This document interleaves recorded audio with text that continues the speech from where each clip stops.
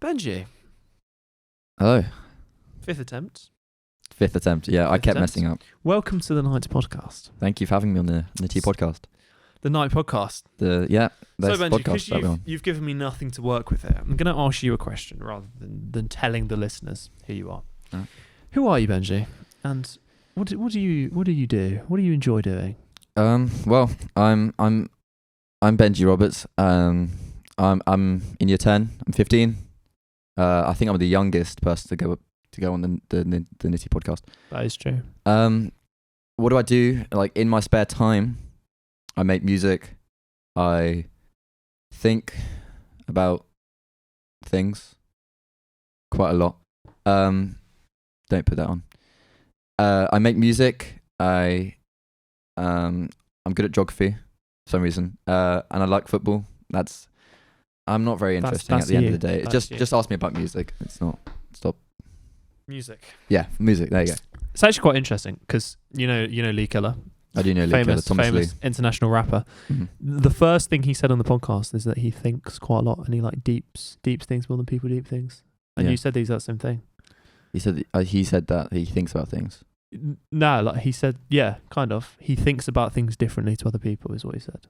Okay, I'll keep that in mind. No, I'm just telling you, it's quite interesting. So should I like go against the grain a little and be like? No, don't go against the grain. I'm just saying. Benji Roberts. I haven't thought a single thought since I was like 8. It's gonna be a long podcast. No, I'm just saying that like two artists both think. There's other artists in the school. Mates, Marcus Richards. Okay, music. Young MD. Don't forget Mushi music. Yeah. Okay. I don't know who that is. Yeah. All right. Not going to say names. Oh right. Point. Mushi. It's Mushi. It's something like that. Moshi Monsters music. Moshi Monsters. Okay, Benji, music. What sort of music do you listen to? I listen to quite a lot of music. When people are asked that question, like, what music do you listen to? Rarely would you get the response of, like, I listen to just hip hop. I listen to just rock. Right? Okay. Everyone. Would you like me to rephrase my question? No. I'm talking. Oh, sorry. So, people always say like just hip hop, or people won't say just hip hop, just rock. They will always say like, oh, I like a blend of stuff. I like just a bit of everything. Basically what they're trying to say is they like pop, which is nothing wrong with that. I love pop, obviously. But when it comes to my music, I genuinely think it just pretty much everything except country and K-pop. I dabble in. Do you enjoy dabbling in, or just do it for the experience? No, yeah, I do have a good time dabbling. I'm not having a go at country or K-pop. It's fine, right? But in terms of my music, Daughters, hard metal rock, love Daughters.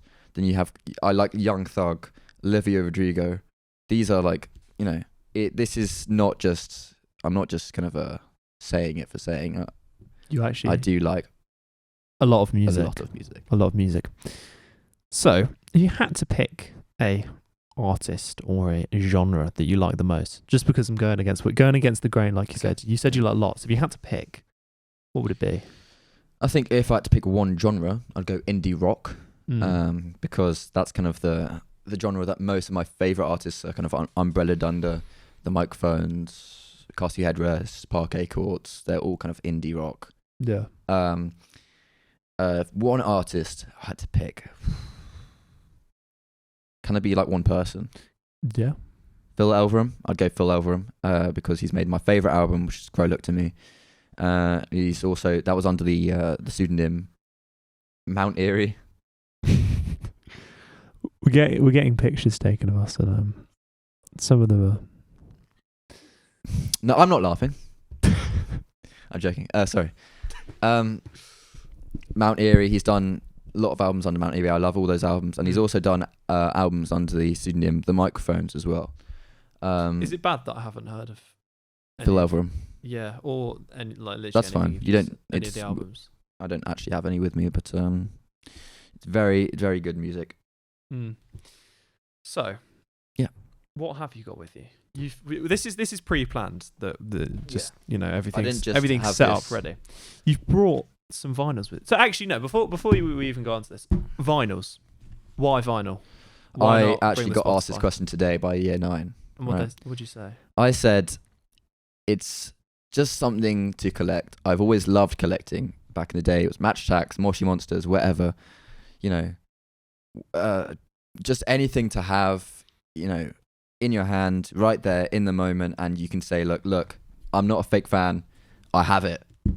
That's one reason. Another reason, vinyl just sounds better. It really does. I will not lie. There are some songs, like, just an example, So Real by Jeff Buckley. Yeah. Majorly, like, the audio file on Spotify is compressed down. On vinyl, completely different. You can kind of hear every note of the guitar. It's so much more beautiful. That's true. But go on. Take this first vinyl we've got here. When was this recorded? This first one, Black Country New Road. Black Country New Road. When was this recorded? For the first time. This was recorded. Would have been recorded like 2019, 2020. It was released in 2021. So, it was recorded digitally. Yeah, I assume.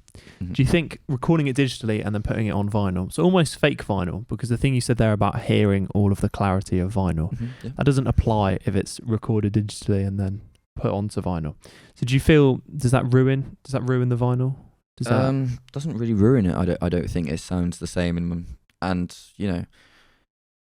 the sound of the vinyl, a lot of people get at. I mean, I did have that one point about Jeff Buckley, yes, but I'll kind of have to backtrack a little bit and say vinyl like this, like Black Country New Road, where it practically sounds the same on Spotify or vinyl, I will always go and play the vinyl instead, just because it's a lot more, I don't know how to say this without coming off like really pretentious and uppity, but a lot more human, I would say. Yeah. Going out and putting the thing on and spinning it and connecting to the speaker, then that's a lot more just like of a nice task for me than like stopping TikTok and going on Spotify and pressing the button. So you like the authenticity. I like the authenticity of it, and there's a record shop close to me. I like going into the record shop and seeing if they've got any cool records I can have for myself.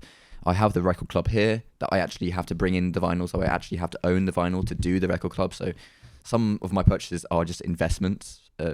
Not really. How much of an investment? How much is a vinyl? This was £30.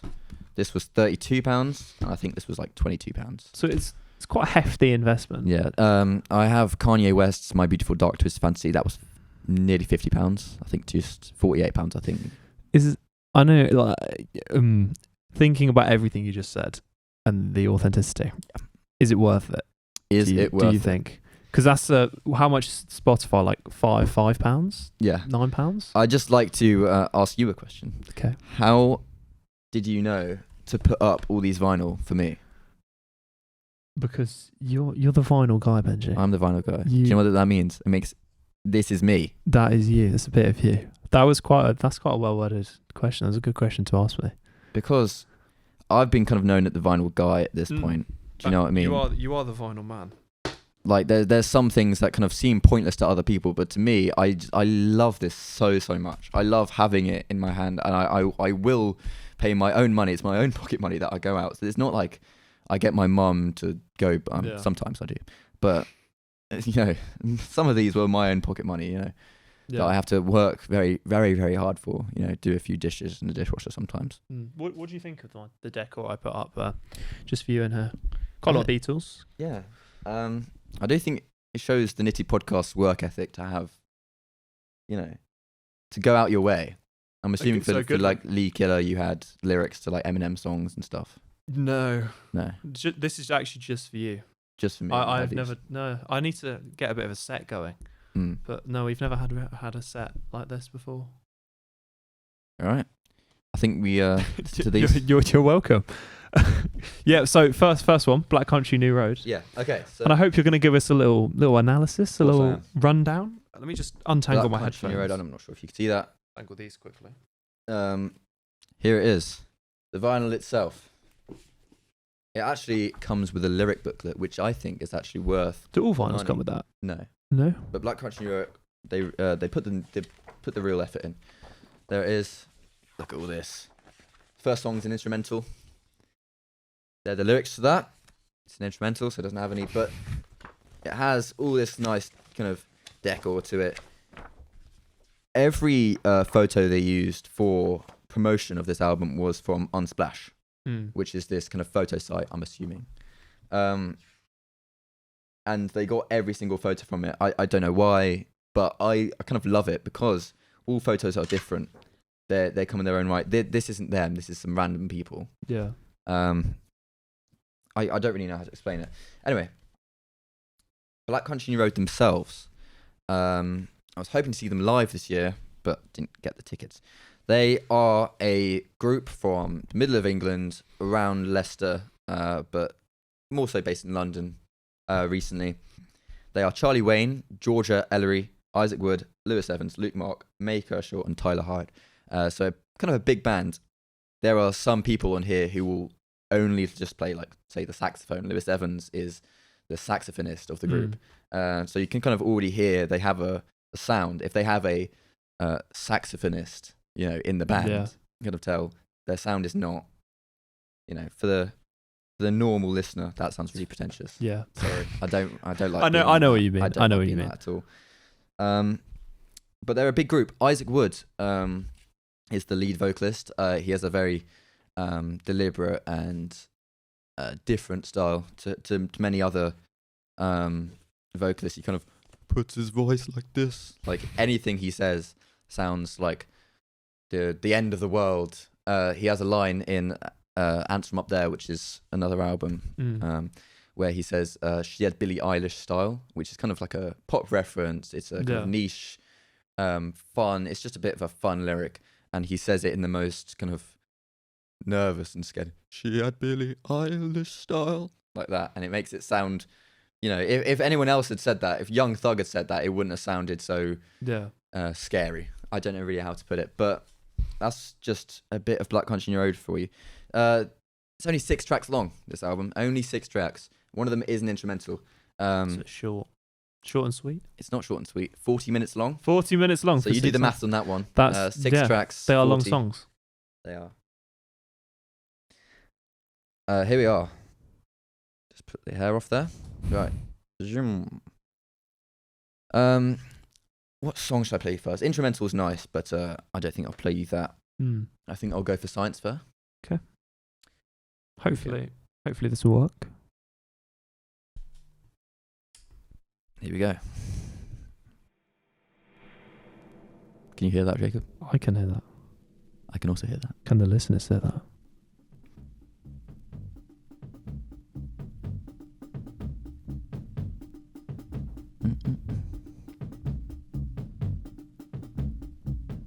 This is a 6-minute song. I don't think we'll be sitting here for 6 minutes. No, 6 minutes, maybe not. Do you want me to skip into... You do you, Benji. You tell me. People, this is actually a good point to say. How do you know where you're putting the stylus? Oh, no, I think I know this. There is... Bring the mic over here. There's these grooves. Oh dear. Oh, sorry. Not a problem. Right, go on. There are these little grooves there. Yeah. Is each one of these like these lumps, not a song? Mm-hmm. Yes. I believe. So there's 3 tracks on this first side, being instrumental, Athens, France, and Science Fair. You can see, I don't know if you can see on this camera here. I don't know how high quality that camera is. Hello. It might be alright. But you can see 3 kind of grooves. This one here, so it goes from, here to like kind of like back to front, I'd say. Yeah. Like a manga. So, sorry, I don't know why I made that reference.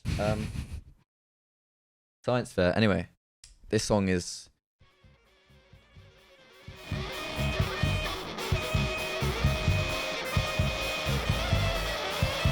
kind of crazy in its own right. Different.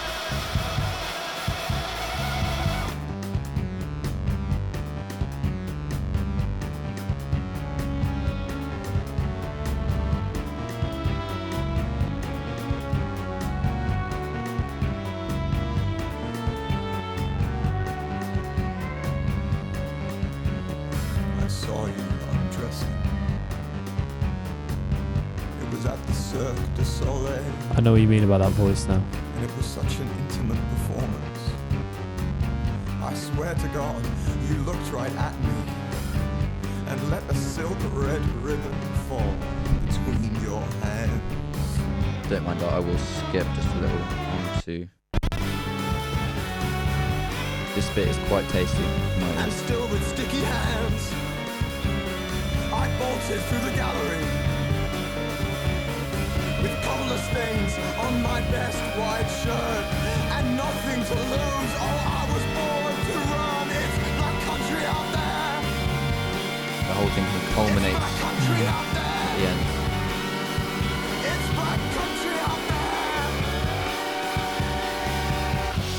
The song's been described as the literal feeling of anxiety because of the sub bass being so. Yeah, what freaky. genre is this?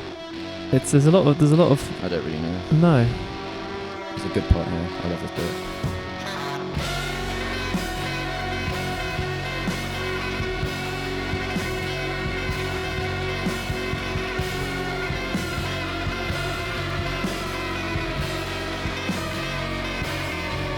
That bit at the end always gets me. Mm. Right, that was Science Fair. I will say it does take a few listens to get used to. It happened to me as well, where at first I was just like, what am I listening to? But then you kind of get used to the madness a little. Yeah, it's definitely different. It is very different. Oh, this is... Another hair. Does that actually affect the? Can I say jokes in this podcast? Yeah, of course. Jacob, have you been putting your legs on my vinyl? No, I've not been putting my legs on your vinyl. All right. Okay. Actually, a good question though, Buff. Oh yeah, does that affect the performance of the vinyl? If you rub it, not that I've ever noticed. The only vinyl that is messed up for me is some rap songs by Earl Sweatshirt, which is actually kind of one that I do really enjoy. But it has completely kind of compressed itself, and now it's all floppy. So what does that? What happens if you put that on the? Basically, turntable? I've lost the ability to think. I said I think so many things, but now I can't think. What's it called when, there's like it's waved itself. It's now like a big wave. I'm the vinyl guy. I don't know why I don't this. Wow and flutter. Yeah, warping. There you go. Warping. Okay. It's warped. I jogged Vinyl the has memory. warped. So now it has kind of got itself in a big kind of disgusting mess. And now if you put the stylus on, every time it goes round, there's this big kind of hump it will have to go over because it's warped so much. What does that sound like? It just skips over parts of the song. Oh right. Which is not, the best. No. Anyway, side B, we have Sunglasses, Track X, and Opus. I think I'll play Sunglasses. This is one of my favourite songs of all time. See where we are on the track, and I'll talk about it afterwards.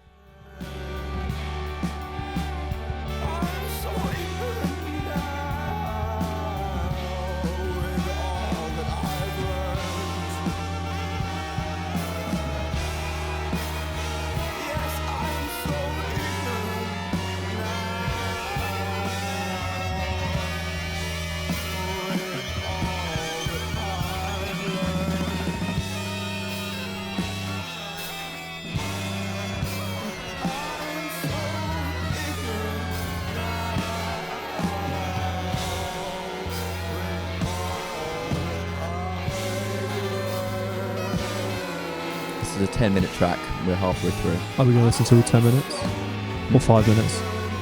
Yeah,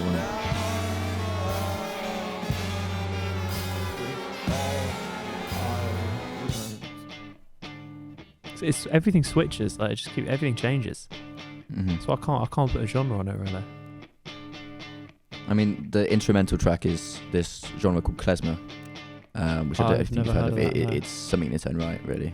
But this is like a bit of indie rock, maybe, sort of. Yeah.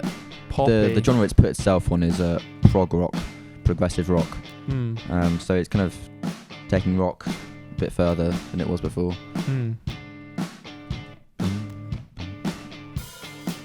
I am invincible in these sunglasses. I am the Fonz, I am the Jack of Hearts. I am looking at you. This is a real favourite in their catalogue, real fan favourite, this song. How big are they as a band? I think they've got, I would say, I don't know their monthly listeners on Spotify, but they are quite big for an indie band. They are the best new singles. 200,000. You can speak. Got it. 667,734. 667. It's pretty decent for an independent band. There we go. Producers coming clutch right there. You can hear that. What is that? I think that is Lewis Evans on the saxophone. On his saxophone. But it's kind of offbeat and it's off tune and it makes you feel a little jittery and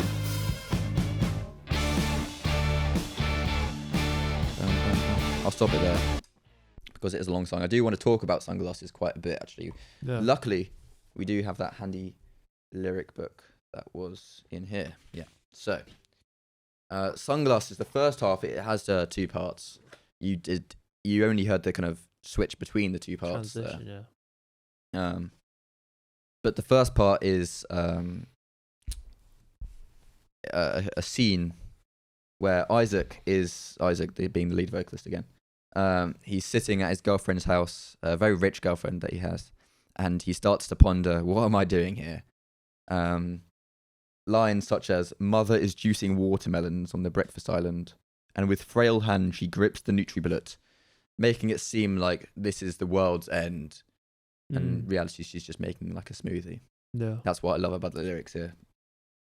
And the bites of its blades reminds me of a future I am in no way part of, and in a wall of photographs, in the downstairs second living room's TV area, I've become her father. So basically what he's trying to say there is because he's kind of put himself in this environment now, he feels like he's now part of this upper class that he never was before. Yeah. There's Out lines here that are quite funny. Now I complain of mediocre theatre in the daytime, and ice in single malt whiskey at night, of rising skirt hems and lowering IQs. The things just aren't built like they used to be. So that's kind of the mindset that he's kind of put on himself a little, kind of satirically going at that mindset. And then it completely changes as he puts on sunglasses, and he says, "I'm invincible in these sunglasses." And there you go. And then you have this kind of imagery of him walking down the street. The line that I love, I have to keep switching back. I'm invincible in these sunglasses. Cars are going beep, beep, beep. And there are so many roadmen on this street, but they cannot tell that I'm scared because I'm invincible in these sunglasses. Yeah, just a really interesting kind of band. Yeah, it's quite deep lyrics and quite obviously you've before the podcast and in past sessions we've had listening to vinyls. You played me quite old songs. It's a bit more of a modern track with some modern lyrics. Quite interesting. The thing about Black Country New Road is there's some songs like Opus. I don't know. I'll play like 5 seconds of Opus just to let you know what's going on here. But it sounds like this. Wrong bit.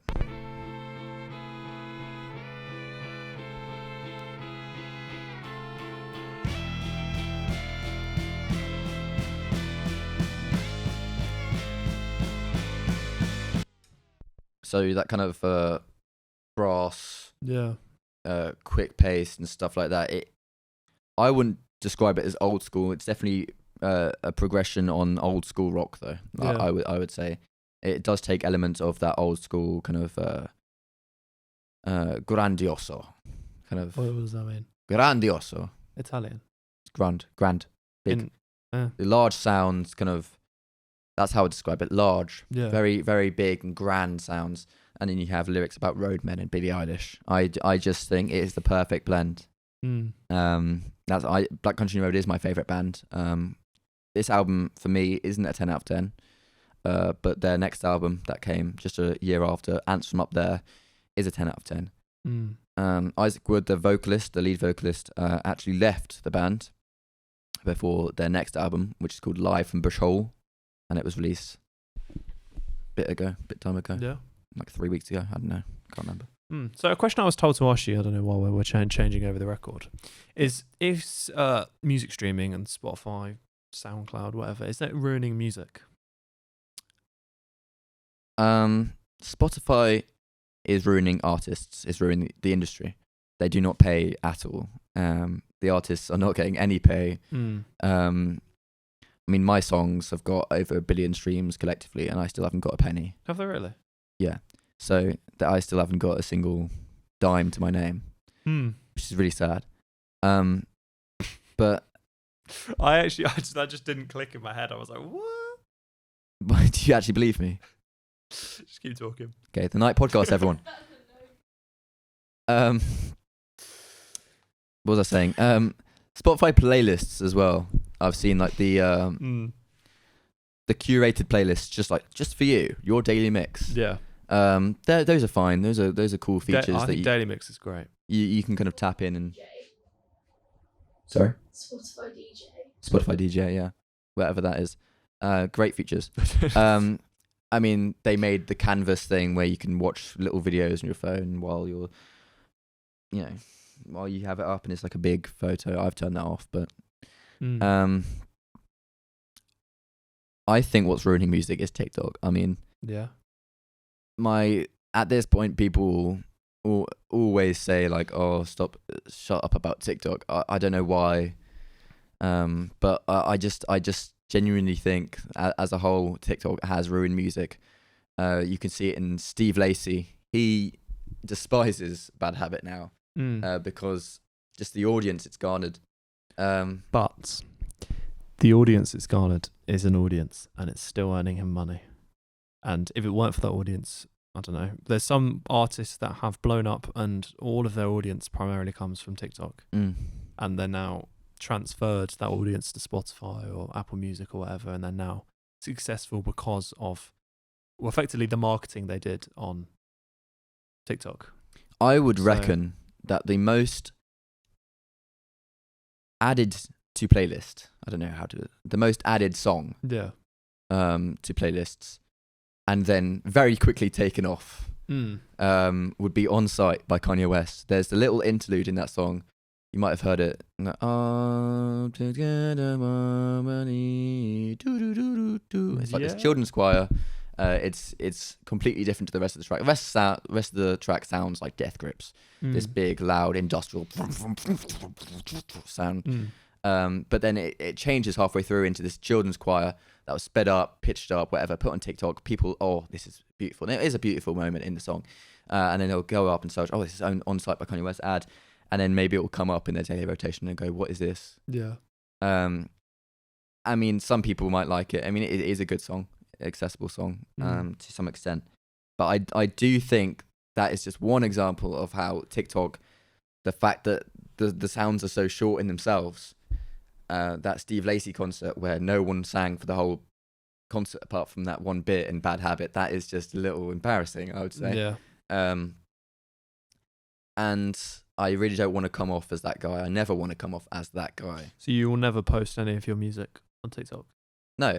I mean, I don't want to come off as the guy who's just hating on stuff just to hate, or just, new generation is...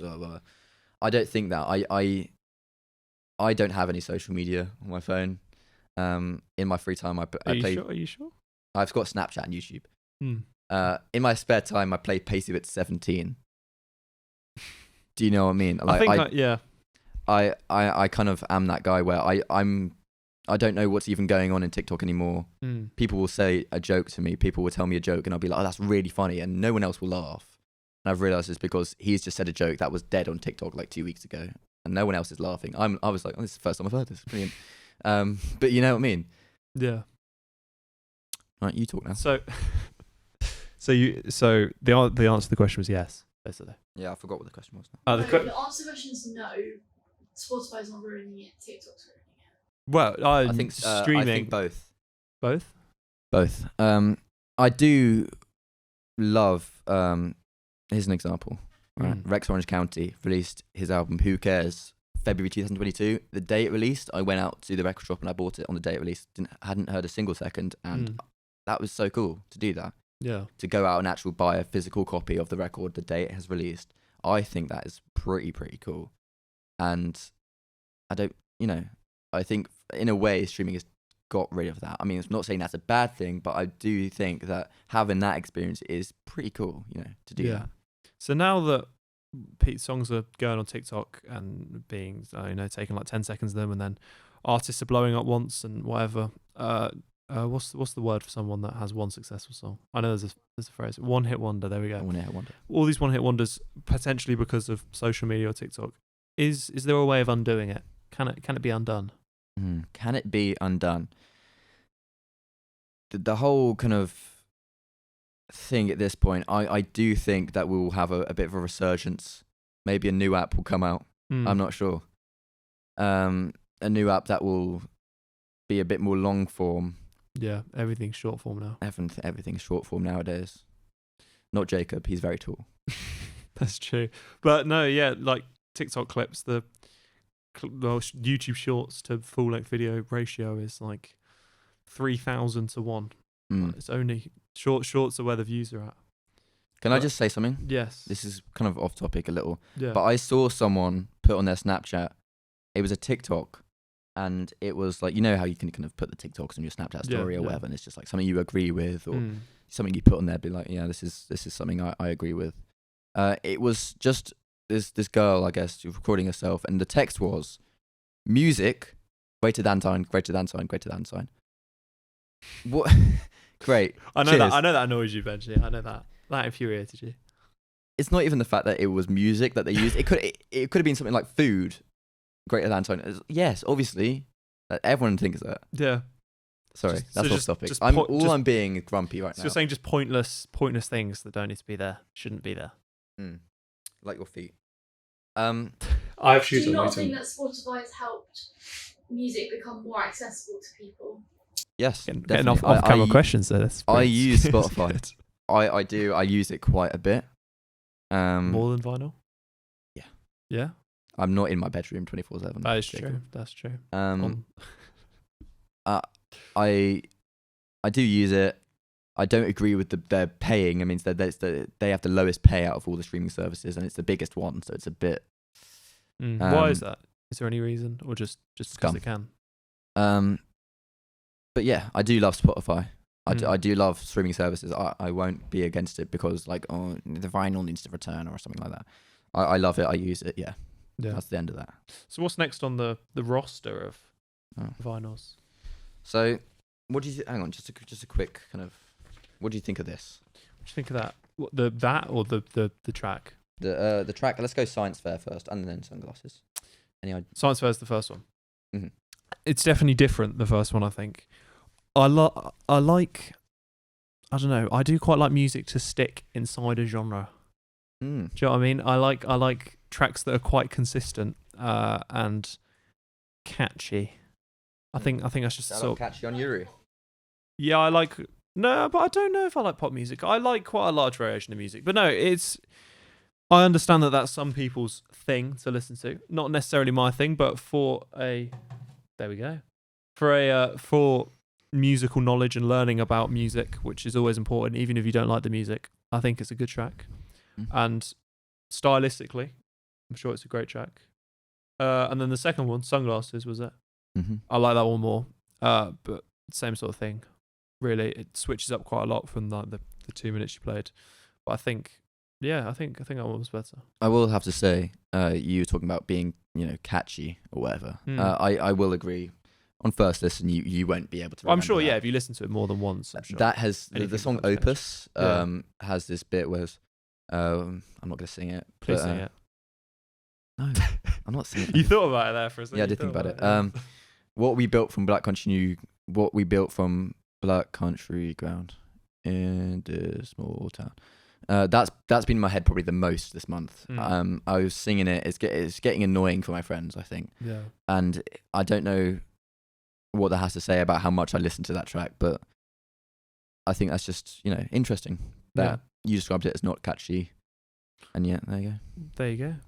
All right, should we get on to Black Midi? I just wanted your check that's in the frame. I honestly just wanted your opinion on Black Country Road because you said it was weird, different. Yeah, I didn't say it was weird, but you said it was different. This kind is another level. I will actually say that just before we go, the aesthetic of that vinyl, not that one. I haven't seen this one. That one is very nice. I like the book inside it. It reminds me of like Off-White, Virgil Abloh sort of style, and it's nice. Anyway, Black Midi.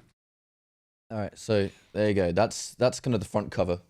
A bit strange. You see in the back, a bit skeletal. This is the little insert here that has the disc. What is that? What is going on? I see a butterfly. I see nothing at all. I see one big heavy machinery. Is it even a butterfly? I think that's a creature of some sort. It's definitely an insect. It's like a wasp. I see an eye as well, to be fair. There's a fish. I recognise the fish. Fish is eating. The fish is eating them off. No one's doing anything about it. Anyway, music. Black Midi are the definition of prog rock, math rock, experimental rock. And this is Schlagenheim. This is the name of the album. This one holds a special place in my heart because it's one of those ones that's underrated in my own brain, if that makes sense. I don't really know how to put it, but like I'll listen to all my favourites and then I'll go, hang on, I forgot about that one. That one's so good. That one is brilliant. And I think we'll listen to Near Detroit, Michigan first. This is a song about Flint, Michigan, a small town that had a water leak. It had lead in the water and people obviously died. Oh, I don't know how many people died, but probably did. It gets a bit intense. The lead vocalist is Cameron Picton on this song, but for most of the songs, it's Geordie Greep, who has his own witty style to him. He's a bit more quirky than Cameron is. They are English, another English band, by the way. Just want to preface that as well.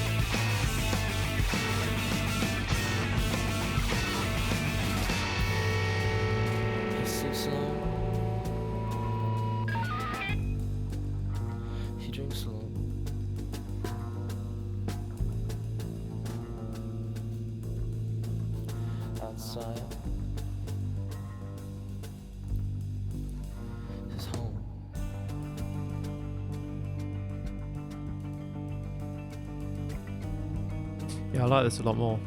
I think this is more accessible, I think. So far. So far.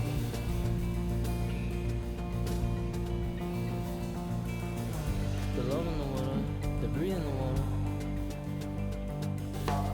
You fight in the water, you fix in the water. What's in the water, who in the water.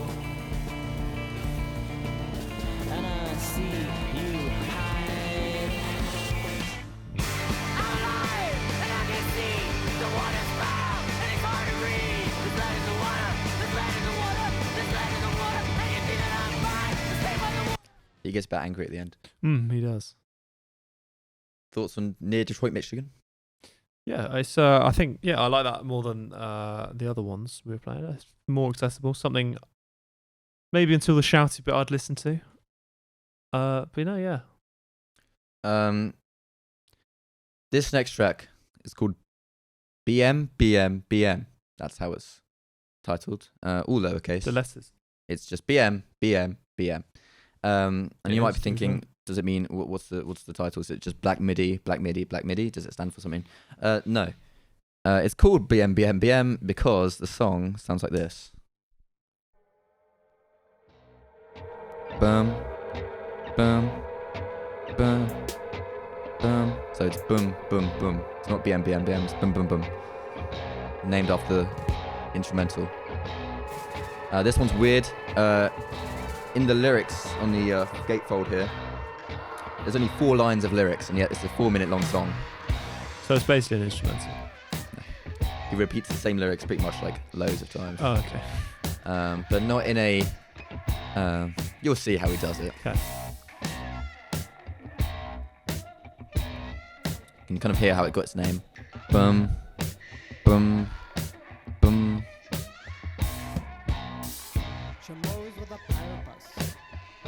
His voice, as you can already tell, is a little bit more wacky.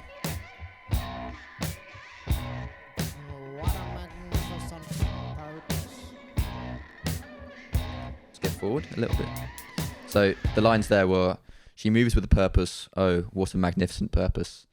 Move it on a little bit, and a little bit back.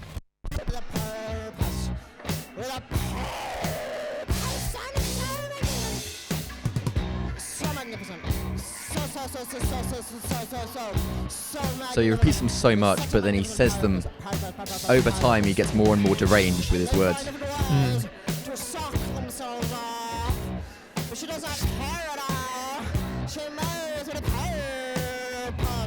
And then this happens.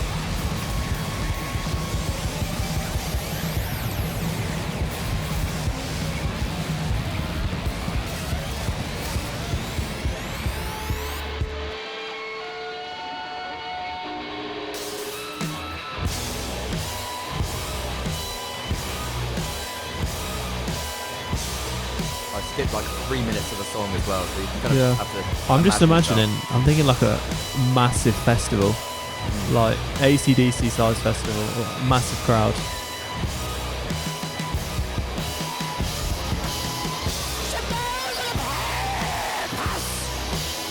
My grandma doesn't like this song.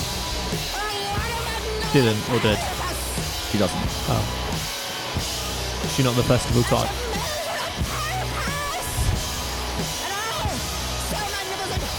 There you go. That's boom boom boom. Yeah. What's your opinions on that song? I think it's one of the greatest songs of all time. For some reason, that is quite a claim. One of the greatest songs of all time. Yeah. So this is definitely my favorite of this whole album. Why, you might be asking? I mean, the instrumental is literally repetitive. It is literally boom, boom. But then over time, there's these beautiful kind of drum fills from the drummer Morgan Simpson, where it will get to a point and he'll say like, what a magnificent purpose, and then it will go and he'll go back into it, and so like you're kind of thrown into this madness for a good 5 seconds, and then it back into the boom boom, and the song is so perfectly abstract in that way, where it's not repetitive for the sake of repetition, for the sake of laziness or anything like that. They probably had loads of lyrics that they were going to use and then just cut them because they had a different creative direction. And then it all kind of culminates in that last bit, and that last bit is absolutely insane. It's not that loud in our headphones, or at least not in mine. It's not, no. Oh my God. It is genuinely, it's much louder than the rest of the song. It is roaring. That's Schlagenheim. How do you think they record that? Where does that... Imagine they're in the studio. What do you think a studio session looks like? Black Midi are an odd band, not just because of their sound or the way they act is so funny. Geordie Group, the main vocalist, Twitter, he posts like beat pics of Sonic and stuff, where it's just like so out there and so strange. If you know Anthony Fantano, music reviewer, he actually interviewed Black Midi. And for the first 10 minutes of the interview, they had their mic really bad quality, and their camera was squashed like a hardcore Fortnite player, whatever that's called. And they were just playing AC/DC for the first 10 minutes, not listening to anything he was saying. I saw that somewhere. Did you show me that? Probably did. Yeah, maybe. It is one of the funniest things because he's trying to tell them to stop and they're just not listening. They keep playing the same thing over and over again. Yeah. So they're a strange lot. Yeah. But creative. Very creative. Unbelievably creative. They've got 3 albums, very critically acclaimed band, out there, weird, different, nuanced adjectives. Yeah. So out of, I don't know, these 3 albums or every album ever, is there an album that you think everyone, I don't like to say like this, but before they die, they should listen to? Is there an album everyone should listen to or have listened to? And what is it? I think anyone who knows me to a certain degree will know my answer to this. Because you said, before you die, there's an album everyone needs to listen to. I think I'm gonna have to go with The Crow Looked to Me by Mount Eerie. Mount Eerie is Phil Elverum, I was talking about earlier. He's my favourite songwriter. He has these... in 2001, he made this album called The Glow Part 2, which is a breakup album. A beautiful noise rock / folk rock album where the lyrics are like poems that you'd read in an anthology. There's one song called You'll Be in the Air, where it is literally... The lyrics are quite literally something you get in an anthology. And you have to kind of decipher them. He uses metaphors and these poetic techniques and stuff. So his lyrics hit hard quite a lot, just because how detailed they are. In 2016, his wife Geneviève died of cancer, pancreatic cancer, and little then a week later, he started writing and recording the first song off the album A Crow Looked to Me. And the whole album follows Phil's grief, his trauma, and just exploring not only post her death, but before her death, which makes for a very painful lesson, yes. But at the end, you come out of it going, kind of changing your outlook on life quite a lot. How important do you find knowing the backstory to an album when you listen to it? And how do you find out the backstory? Because I imagine for some stuff, it's not necessarily that public, the backstory to something. For A Crow Looked to Me, all you have to do is listen to the first 3 seconds of... Okay. The first line is "Death is real, someone's there, and then they're not." And you know the detail in the whole album is very intense. I mean, it'd be very difficult to listen to any song of A Crow Looked to Me and not know what it's about. He mentions her by name. He tells, he drops sometimes the date. He'll say something like, "It's May 4th, 2016. You have been dead for this long." There's lines like that are very detailed. But for albums such as Schlagenheimen, for the first time, I'd already listened to albums by these bands before I listened to those ones. I kind of went backwards in their catalogue, so I listened to the most recent first. So I already knew that they were a bit out there. If I'd listened to these 2 albums like first time, not really knowing who they are, I think it'd be a bit of a different experience. And I also think there are some albums where the context is very important, somewhere it's not. But I do think a lot of people always say like, "Oh, your favorite songs are just like sad ones or songs that have context to them, like, oh, this guy died and he made a song about it or whatever." And it's like, "Oh, that's not a very good song. You wouldn't put that on in the car or whatever." But I do think that's what art is about. And music is an art form, and I do appreciate that very, very highly. And so yes, I will. That's what I do appreciate about music. It's an art form. It is an art form, and it serves a purpose. Sometimes that purpose is to have fun and kick back with a bit of Leon Las Havas or something like that, just to cool your mind and chill and maybe get a bit of a groove on. Sometimes it's to ponder life. Is all music an art form, or are some songs there just to make people money, do you think? Definitely. Definitely. There are cash grabs everywhere, industry plants. There are some songs that I hate, not because of the music, although the music probably is bad if I hate it, but just the fact that it's only there for money. They're not trying to make like an artistic statement. They're not trying to give the listener an enjoyable experience. They're like, what's something that will go viral here or go viral there? And I'm not saying you have to make some song about some really deep topic or anything. You can make a great fun song. I love Young Thug. I'll just have to say that out there. Young Thug is one of my favorite artists, and he makes songs about whatever. He very mindless, but it's also fun, and he also knows that. He doesn't try to be much else. There are some songs where you can kind of tell them number one directive is just try and make as much money as possible. Top of the charts. And I do think you can definitely tell. But that's some people's style, and a lot of people love that. So I don't know. I don't like to. I'm not having a go. I don't like to shoot shots. Did you see that Ed Sheeran said that his newest album that's unreleased is going to be his first album where he's actually made the music for himself?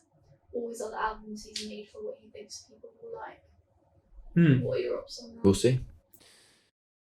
I think I don't know if anyone can actually hear the questions you're asking. It's about Ed Sheeran's new album. I think he has such, now being Ed Sheeran, one of, if not the biggest artist in the world at the moment, has such a loyal fan base that whatever song he releases, it's going to do well. Obviously, when you're an up-and-coming artist, I think, especially if it's pop, you need to release songs that will be at the top of the charts or people will actually like listening to. But now he's got that and he has all the money in the world to spend on music and whatever else he likes doing. He can actually make and release songs that are for him. That I think. Do you know what I mean? I mean, there's been odd snippets in his albums that are like hymn songs and deep songs, like Supermarket Flowers is a prime example of that. And I hate Ed Sheeran, but I know that. Yeah, and the story behind that is quite deep and sad. And there's been a few on his first album. I've forgotten the name of it. The one with like the orange album cover, or one of his first albums, that are deeper and not as poppy and as chart toppingy. I think he might have had like what's the song, Dancing in the Dark, Between My Arms, that one. What's it called? Dancing in the Yeah, that one. What's that called? Maybe. What's that called? With you between my hands, barefoot on the grass. Anyway. Perfect. Right. There you go. Got it. Perfect. No, that was on Divide, was it not? Was it on Divide, that album? It was the blue It was one. on Divide. The blue one. I'm trying to think of anyway. I think all of his songs have meanings. We're not talking about Ed Sheeran. I mean, all of his songs have meanings, don't they? Every song has a meaning. A bit of a to meaning. some Yeah, extent. definitely. But quite a lot of love songs, quite a lot of drug songs. He's now been sued about 10 times. I'm changing topic. But how do you feel about, like, he's been sued because he used the same chords as another artist. Do you feel like it's going to, if the original artist wins that case, do you think that will hinder music in the future because artists are too scared to use chord progressions? Quite a good discussion. I think there's one going on at the moment. Is it which artist is suing? Or I think what's the one that's going on at the moment? Yeah. But I remember one thing he said from his last big court case for copyright is that there's only however many notes the piano, 6 notes, 7 notes, 8 notes. Close. Musicians right here. There's only 8 notes. In music, there's going to be repetitions and stuff. Just because his song is the same. The question is, if he made that song and he wasn't a big famous artist earning lots of money, no chance. He would be sued. He would have been sued because it's because he's making lots of money, and it also is always on his most successful songs because they're the ones that make the most money, and if they sue, they will get the most money. It's who is it? Your hair. Ed Sheeran. Thinking out loud. That's what I was trying to think of. The lawsuit alleges that Sheeran used melodic, harmonic, rhythmic, instrumental, and dynamic elements from the 1973 hit. So they're saying that if you use rhythmic and melodic things from a different song without... I kind of hear it now. I heard it a little. But what if surely Ed Sheeran could argue that he'd never heard that song before and it just happened to... People will come up with the same rhythms. Two people that never known each other, never listened to each other's music will probably come up with the same flow or the same rhythm. There's nothing you can do to stop that. Yeah, that's the nature of music. But it's all about, you have even if two people use the exact same chord progression, not even like, it sounds a little similar, the exact same chord progression, same like guitar even. Yeah. And it's just that. That's just one part of the song. That's just a potential. It sounds good, sure, but that's just potential. You need to build on that quite a bit for it to get somewhere. Yeah. You can have a killer chorus. Someone can have a different chorus on it. Someone can have another different chorus, and they can sound better than or worse than each other. And overall, a song with the same chord progression, that one can sound better than another. Yeah. A good example of that, the Amen drum break? Yeah, the really used one. Thousands of songs. Every single one of those songs is different.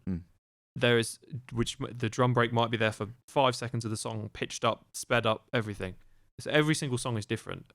and every single song ever, more or less, is different, and it's still using the same 8 notes, and But Songs. This lawsuit is basically saying that if Marvin Gaye's family win, then he owns that chord progression because they're suing for using the same chord progression. I don't think you can own. But that's my point. You can't. Yeah, you can't own a chord progression.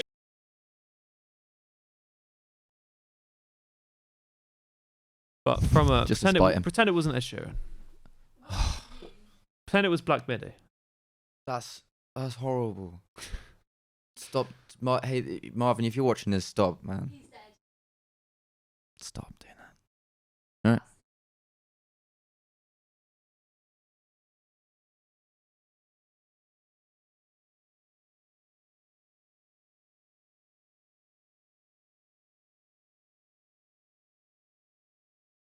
Hmm.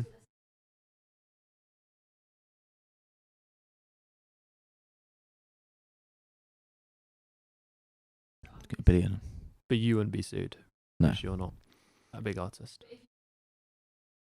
There's something called sample snitching, where there's a lot of hate or debate, I'd say, not hate, debate about YouTube channels such as, I think they're called, Bandstand. There's one where it's like every sample from this album, and it was a new album.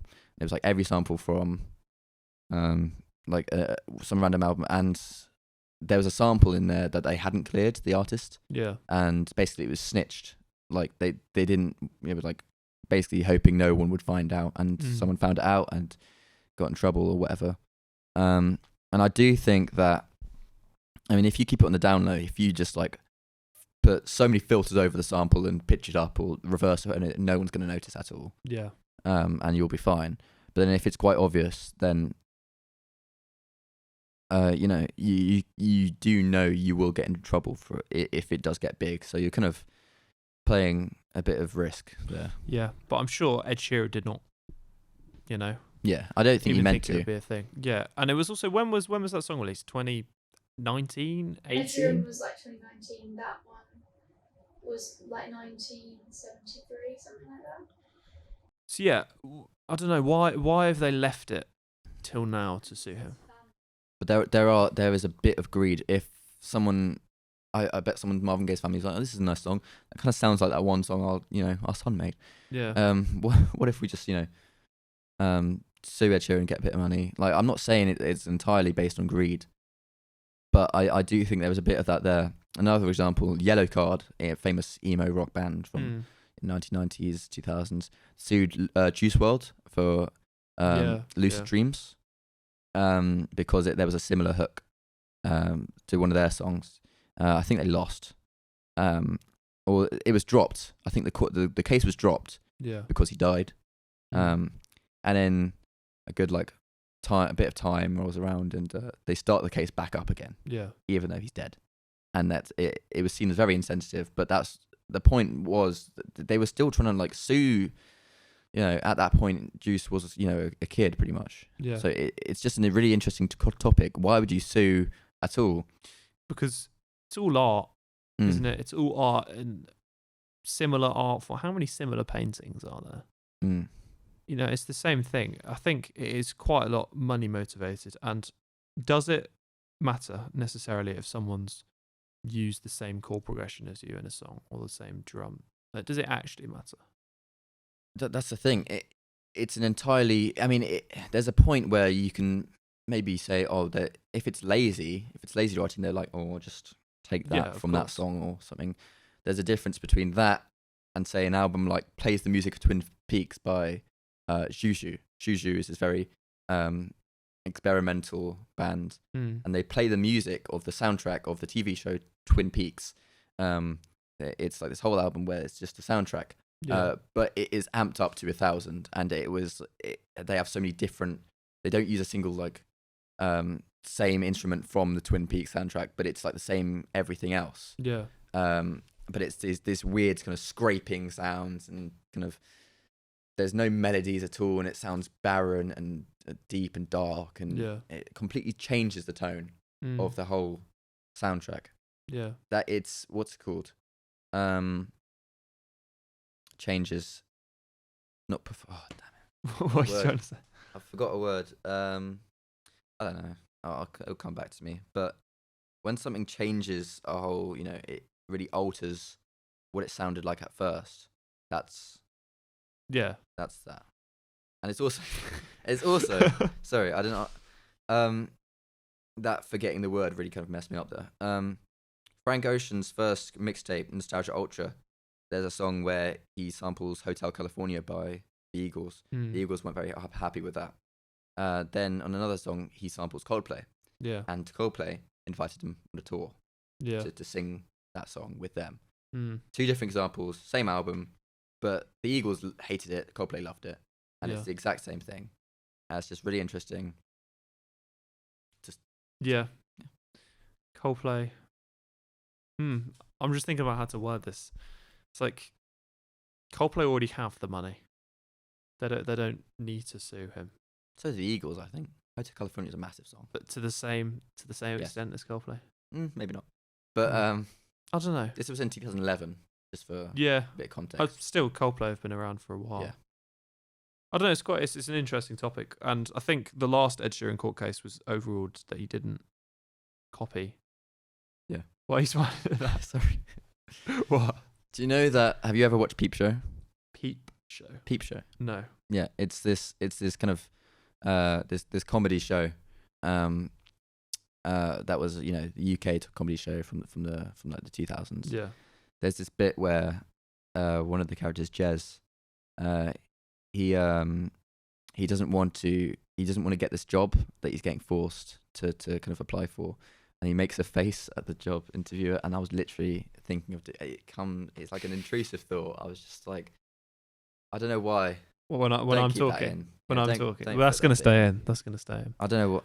Go on. what's this third album that we've got? Now you can't put that in. There you Why? go. What?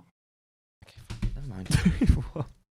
I meant because you'd messed up saying third. Oh no, that's fine. That's stayed. Whole... No, we're not cutting it out. We'll just keep it, and that's authentic. We don't want to fake it.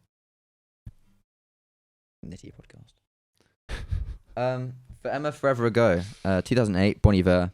Now Bon Iver had broken up with a girl prior to this.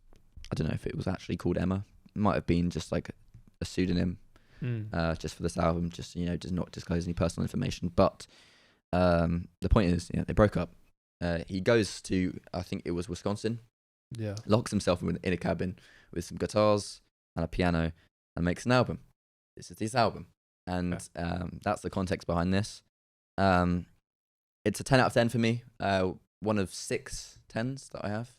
So absolutely adore this album to bits. Every song on this is beautiful. Do you know those 10 at 6 off by heart? Yeah. We'll have to talk about that in a minute. Should I just quickly go through them? But you can quickly go through it now if you wish. So Emma Forever Ago is a 10. Atrocity Exhibition by Danny Brown is a 10. Ants from Up There by Black Country Road is a 10. A Crow Looked at Me by Mount Eerie is a 10. Twin Fantasy by Carty Edris is a 10. That's 5. I'm missing one. The Nite Podcast full collection on Spotify. That's also a 10. 10 out of 10. Wait, what is it? Oh, Pure Comedy by Father John Misty. Absolute 10. I keep forgetting that one. I love that one. Let's have a bit of this. His voice is very different.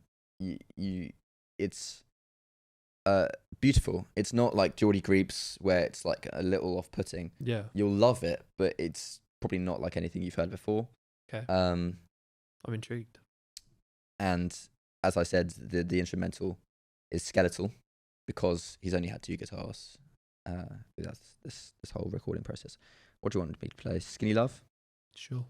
No, I'll play Flume. Okay. I'll play Flume instead.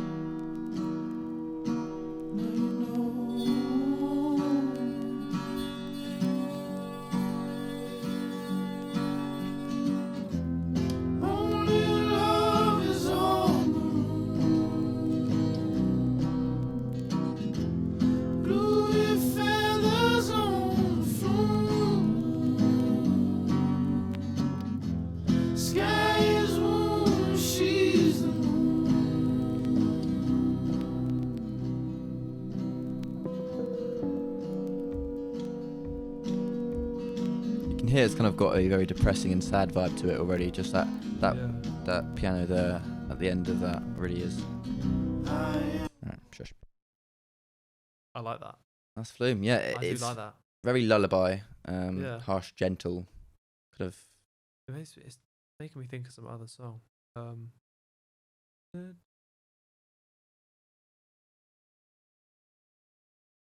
can't remember the name of the song. I think that's Boom Boom Boom by Black Midi. Is it? Yeah. Not sure it is. This song is called For Emma. Actually, there are some extra instruments on this that he put in after post. It's one of the only songs that actually has extra instruments added to it. Not the because guitars, not just the guitars. Not guitars or the piano solo.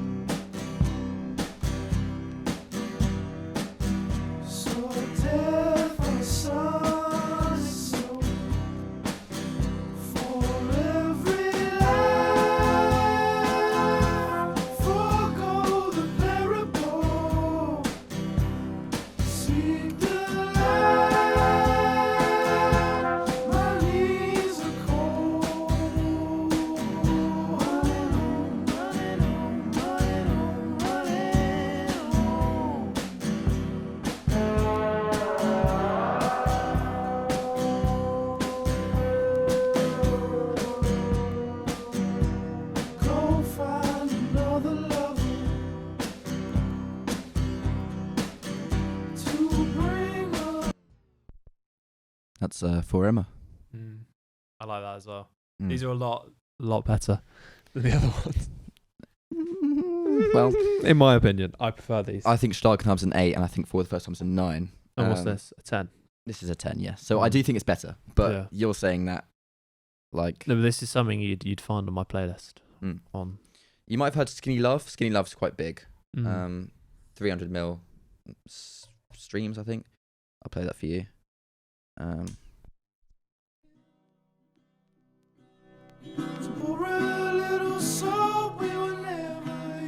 Yeah.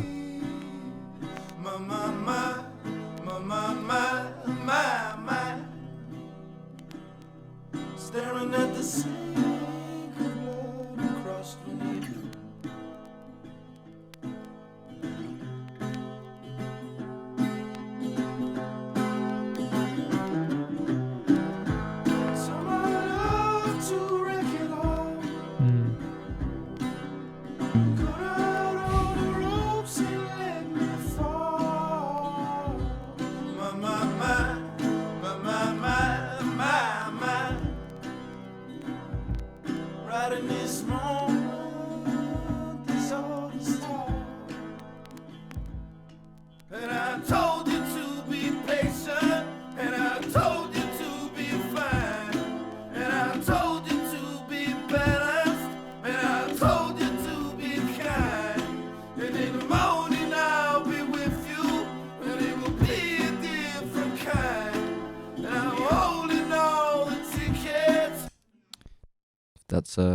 That's Skinny Love. You probably heard that. I believe the studio is about to be interrupted. What? No. Oh, no. No. What?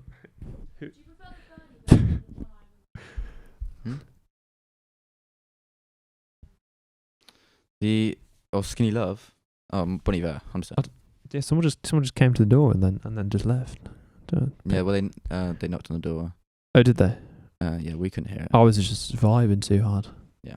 Fair enough. I had a really good question. Yeah, it's vinyl. So just, if you could place the vinyl back on there. When you start a vinyl, you for the listeners, you actually only be able to hear this if you've got headphones on. But it starts in the left hit and then moves across the stereo field, music tech, into the right ear. Why is that? Do you know? And it also becomes progressively louder as it starts. That's just for this one. At home, it's Or is that just this? I've noticed it in record clubs as well. I'll put it on a groove, Yeah. and maybe the start of a song is crazy, or Yeah. like the first second of a song is a crazy bang or something like that, and they just won't hear it. Yeah, it's quite annoying. Oh, I thought it was just a thing with vinyl, but No, it's just this one. All right. Unfortunately. there we go. Oh, take it off. I actually have some questions for you, Jacob, that I've written down on my phone. I know. Oh dear. You like to shake up the Nitty podcast. You didn't even quite a tell bit. me about this. No, I didn't. I kept it secret. You wanted me to be unprepared for this. Can I use my phone? Of course, you can use your phone. There's no cameras on my phone. I don't know. What's on the phone? Just these class questions. 6:09 p.m. Okay. There you go. So- Notes app. Load it up. 4th of May, 2023. I'm a bit worried about No funny this. business. Right? No funny business. These better be good questions. Yeah, these are. Killer questions. So, why did you call it the Nitty podcast? Why did I call it the Nite podcast? Spelt Nite. Do you want to know honestly? No. Lie to me. Lie to you. No, I was just joking. Well, we have a bit of I banter was- on the Night podcast. It was the summer, and I was sat outside at 12 p.m. by a pond, and I was just deeping what I could do with myself. In the middle of the day. 12 p.m. 12 p.m. is the middle of the day. 12 midnight. Midnight. Okay. Midnight. There you go. Midnight.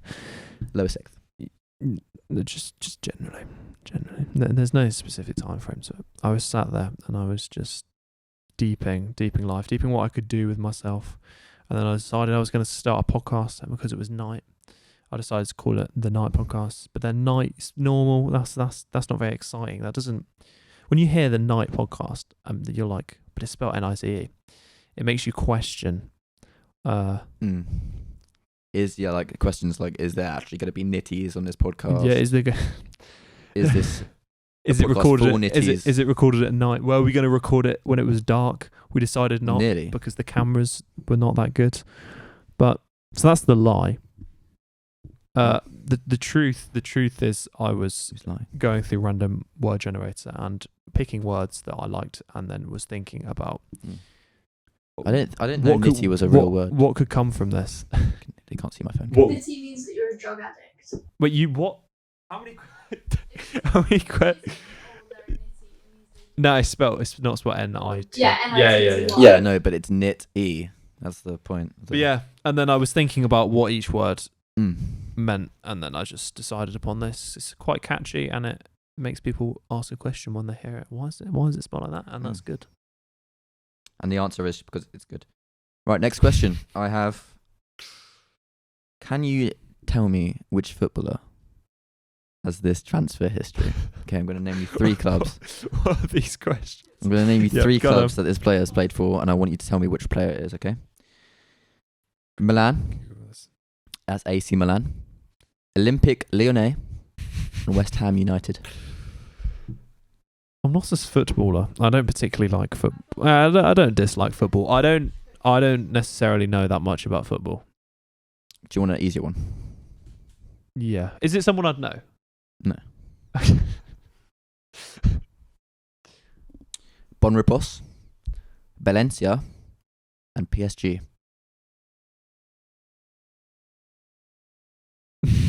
Comment down below if you knew the first one, and then comment again. Reply to that comment. Dislike your first comment. Reply to this comment if you know this one. I have no idea. Alright. Who is it? No, you're gonna get the comments. Oh dear. God, that really hurt. You have so many questions. I don't know if you can actually see, if anyone can see this. There's scrolling's worth of questions. I'm just trying to pick out a good one. Did you write this just for this?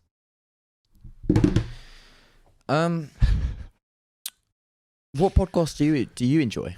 Jacob? That is actually a good question right there. What podcast do I enjoy? I like the Joe Rogan Experience. Joe Rogan Experience. Oh, I do. Have you ever experienced Joe Rogan? Oh, I've not experienced Joe Rogan. He's great. If Joe Rogan was to invite me on his podcast, Would you experience him? I would experience him. Did you see the bad one? I can't. What? Oh no. I was thinking of Alex. No, who's that? Never mind. Keep going. I quite like the Impulsive podcast. Impulsive, yeah. Yeah, Logan Paul's podcast. That's quite good.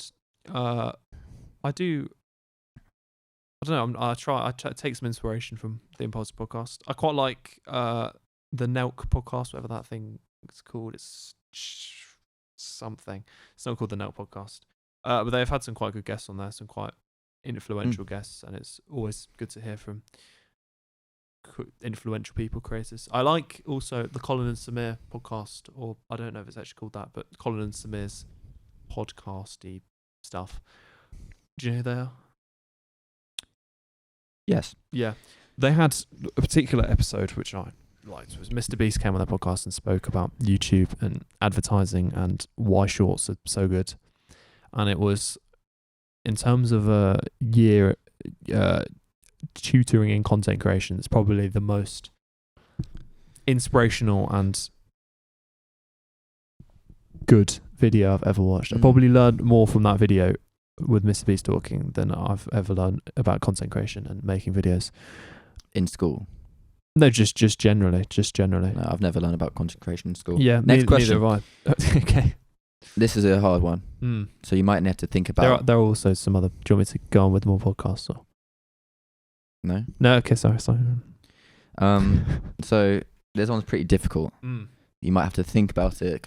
It's one of those deep questions. Do you know what I mean? Yeah, deep sort of question. Yeah. What is the average lifespan of a male chimpanzee in captivity? I don't know what's funny. A male chimpanzee. Yeah, male. Females live longer in every In species, apart from seahorses. A male chimpanzee in captivity. Can I ask a question that's a clue? Yeah, sure. Is it close to or anywhere near a human male's It's lifespan? 32. The answer. Yeah, it's 32. That's what I was going to say as well. That actually leads on to my next question. Are you one of those people that laughs at your own jokes, or can you keep a straight face? He laughs. I think it depends on the joke. No, Yeah. he can't finish telling his own jokes because he's laughing. That's only when it's such a good joke. That No, I can't. it's when you're taking the piss. No. I think it depends. My humour's different to like telling a joke. I think I have quite contextual humour.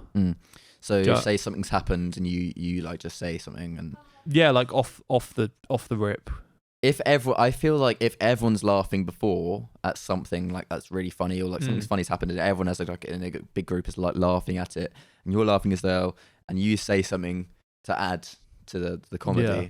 I think when you're laughing already, I mean that makes sense. But if you're just kind of saying it mid convo, do you laugh at your own jokes? I don't think so. Do you? Again, it depends on the joke. I think if it's not a very good joke, I won't laugh at it. There's different tiers of jokes. You put the hand up. If it's not a very good joke, I don't laugh at it. If it's a medium joke, I think I laugh at it. Should we pose for the camera for this one? If it's a medium joke, I laugh at it.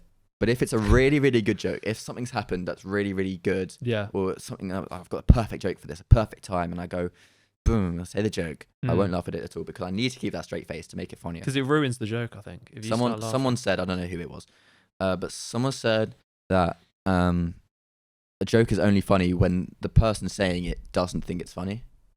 So say a character in a movie, a comedy movie, if the character's laughing while saying the joke, it kind of puts it off a little. Yeah. But they've really got to believe what they're saying is true, and that makes it so much funnier. That is true. Thank you.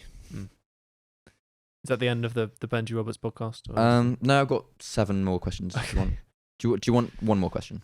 Benji, you do what you want to do. This is you're the guest. You're in charge. I want questions. Oh, you want more questions? Yeah. Oh, okay. Is there one more or not? No, for me. Oh, I thought I was getting one more. No. Benji. Okay. That's a good segue here. We've been talking about music for the entirety of the podcast. Rumour has it that you also make music. That's true. What's going on there? What sort of music do you make? How successful are you? I make what I'd call alternative hip hop. Because why not? No, because it's the music I enjoy the most, and to be perfectly honest, the way I make music kind of has to be alternative hip hop. I can't play an instrument, but I do sample quite a bit. Yeah. So it kind of just it kind of just does it by itself. Are those samples cleared or? No, I won't tell you any samples that I've not snitching on myself. But yeah, my music. It's definitely not the best. That's in your self-critical opinion. Yeah, I'm saying there's room for improvement. The new album that I've come here and only right here to promote. Come here to promote. There is no other. Not many reason people why. actually know the name of it, so this is kind of like the big moment. This is the close up. Do you want me to say it now? Benji, you go for it. So I'll just say my discography beforehand. So the way I started out, I make stuff on Soundtrap. It's free, it's easy, it has Midi, that's quite easy to use, and the samples, it's very easy sampling. Okay, very, very easy to sample on that. You just drop in an MP3 and you can shut it and you can reverse it, and it's very easy and it's free, right? It's a door. It's a door. It's a gateway. I know what you mean. Okay. DAW, but it's a door, at the same time, it's a gateway to great music. The first real kind of project that I released was called It All Depends. It was on YouTube. It was July 2022. Awful sound quality, I have to say. The mixing wasn't the best. I didn't know how to mix. I didn't know how to compress at all. Soundtrap only let you export an MP3. That's a rumor going around. What's your opinion on MP3 when compared to WAV? I think it's worse, but what can you do? That's why I said I need to. That's why I said my music doesn't sound great. Is there any reason? If I can upgrade. That's what I'm going to ask. I know you have Logic, and I know many people around you have Logic. Is there any reason why you're on Soundtrap and not on, or even like I know people around you have Ableton and FL and whatever else? I mean, logically, you would get Logic instead of Soundtrack, but I don't know. I started doing it for fun on there. Yeah. I was like, I want to have a shot at making my own music. Started off awful. Then I was like, I'm getting good at this. It was just something I did in my free time. I'd be on my laptop. I didn't even have a mic at first. I'd record it off my laptop mic. Yeah. That kind of proves that I wanted to do it for fun. I didn't really care about like doing this and doing that. I would just do it for fun, and then over time, slowly, I would start, making better songs, and I put it onto an album called It All Depends. I released it, and I was like, oh, that's cool. I'm gonna get onto Logic for the next one, and I didn't. I kind of stayed on Soundtrap. Now you're stuck. I'm kind of stuck. I can't stop. I can't stop. I'll make a song on Soundtrap and I think that sounds good, and then I'll just add to it with other songs, and then it will become an album. Anyway, on with my discography. The Control project, later that year in 2022. I think that was like October, maybe September. No, it wouldn't be September, but 9 tracks, 18 minutes long, so very short songs. Yeah. I didn't really know song structure too well back then, but it was good. Compared to It All Depends, much better songs. I mean, it wasn't fantastic, but yeah, there we go. Broken to Not Get Too Far Caught was the next one, a mixtape I made in 3 days on Soundtrap. I kind of locked myself in the room, and I just kind of went, and I made loads of beats, and then I rapped over them pretty nonchalantly. For that reason, there's not a lot of deep stuff on there, but I do think it was cool that I made it in 3 days. Do you make quite deep music? There are quite a lot of meanings on the next album, which was Cups and K-Shells, early 2023, early this year. I released 2 singles off that. My first 2 singles being Baby's First Barrage and, can I swear? Oh Shit Dog. Those 2 were released singles on Spotify. And I performed Baby's First Barrage at that was the one with the crazy guitar riff and the chorus. I think that was probably one of the worst songs in the album. So songs on Cops and K-Shells that I think are great. I'm the Years, Genuine Falsations, Fake Freckles Part 2. If you do get a chance to, let me listen to them. Give them a go. What's your artist name? I'm not sure you mentioned that.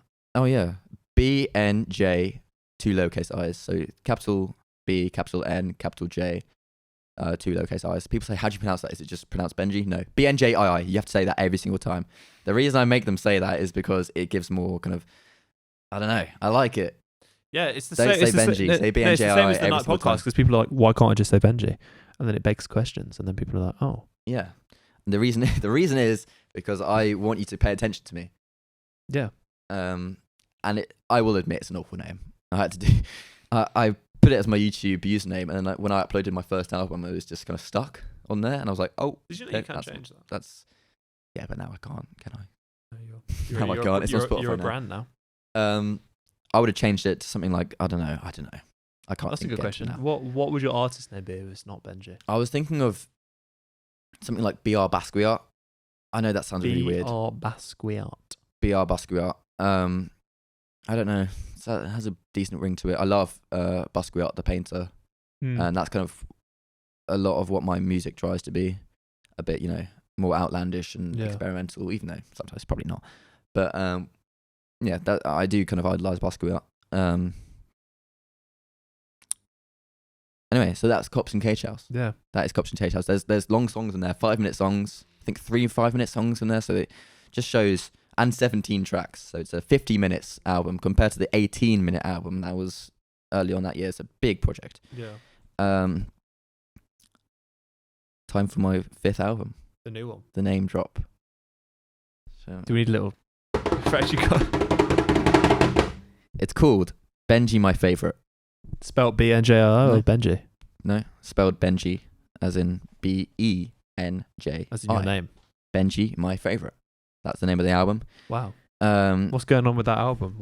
How long? How many tracks? gonna aim for 13 tracks. 13.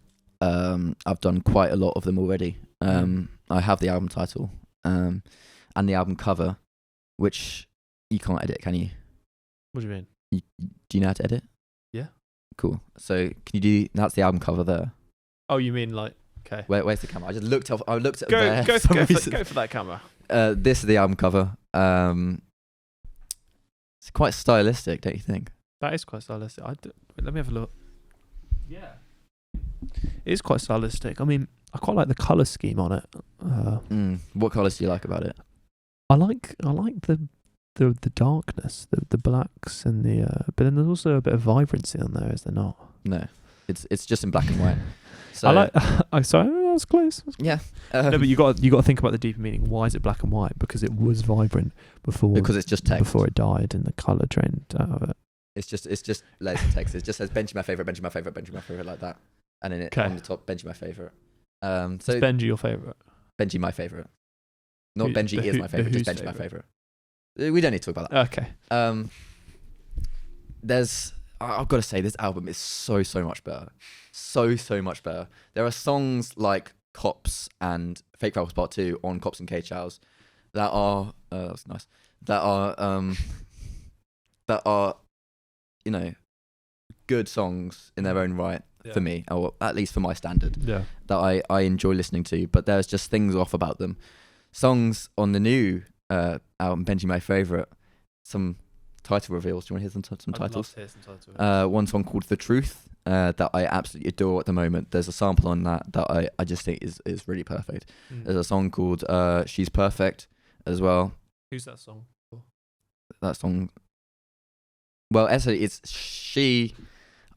Should I really say? It's a bit embarrassing. I mean, I say it on the song, it's fine. Who is she? No, who is she? No. Basically the real title is S in brackets. Yeah. He's perfect. So she's perfect. But the S, so it's remove that as he's perfect and she's perfect because they're perfect together. Who are they?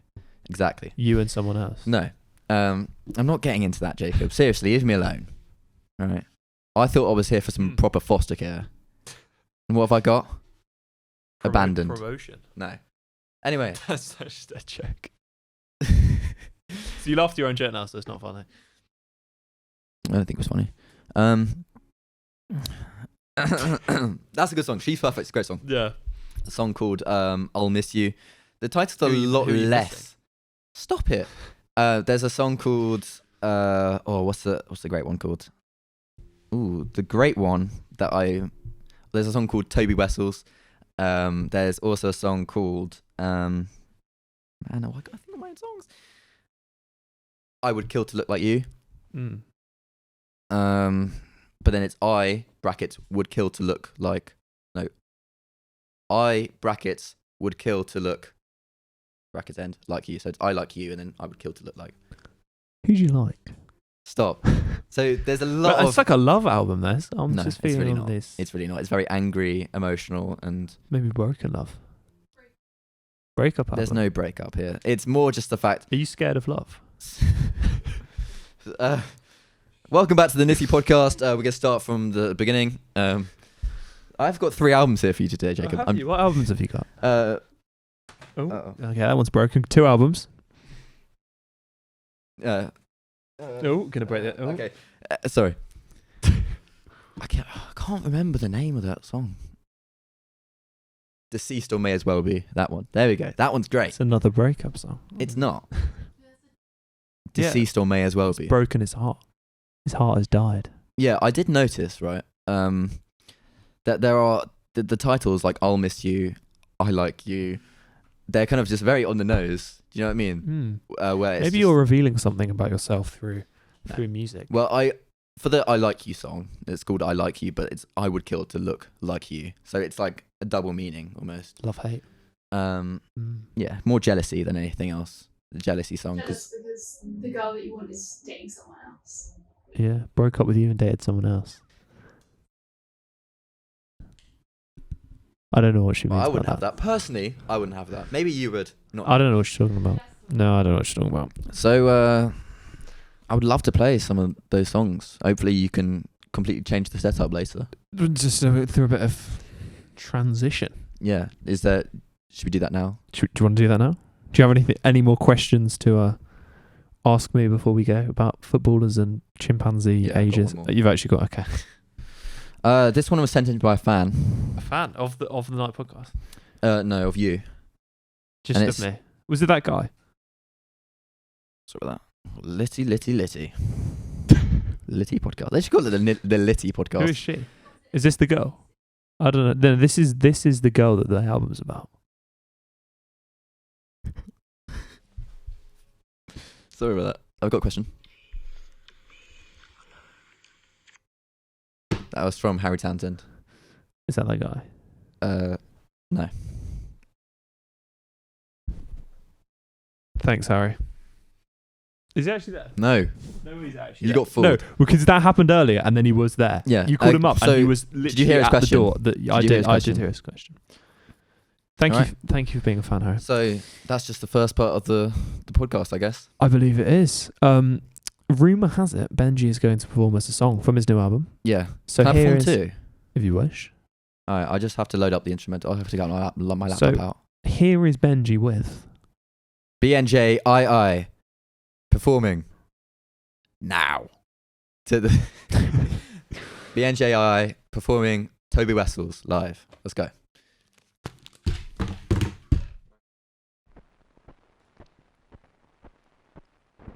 Loaded with delivery either the 21st or the 22nd, and your driver will tell you which day. Barry and I have been talking here, and we're trying to get things figured out. We don't know if the hot tub thing's going to work out for us now or not. I got neuro lapses about people that I'm never selling them. Lies and telling them that I'm never getting sold like I'm Jude Bellingham. I'm Phil Elverum, I'm in the air. If you like my face, call this number if you really care. 2-7 4-4-4-4-4 2-7 4-4-4-4-4 Throwing up fours like a Mikel Deans as I'm throwing up sore on my bed's new sheets. Last night's party's a real ski slope. I had pizza for one watching the Peep Show. I can't tell you half of what I see though. Passed out melatonin is a cheat code. It's my cheat day if you're doing shit like this. I'm tall but my posse got me 5'6". Fucking relatable, is hit, never miss. Bladder's empty from you taking the piss. Taking the mick like I'm taking your crown. And got my legal team, I'm taking you down. Use you bitches for fuel, so caution. Get out or you'll be put on an auction. Fucking references. Stop making references. Stop making references. Stop making references. 2-7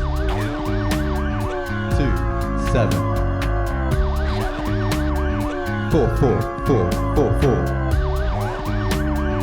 2-7 4-4-4-4-4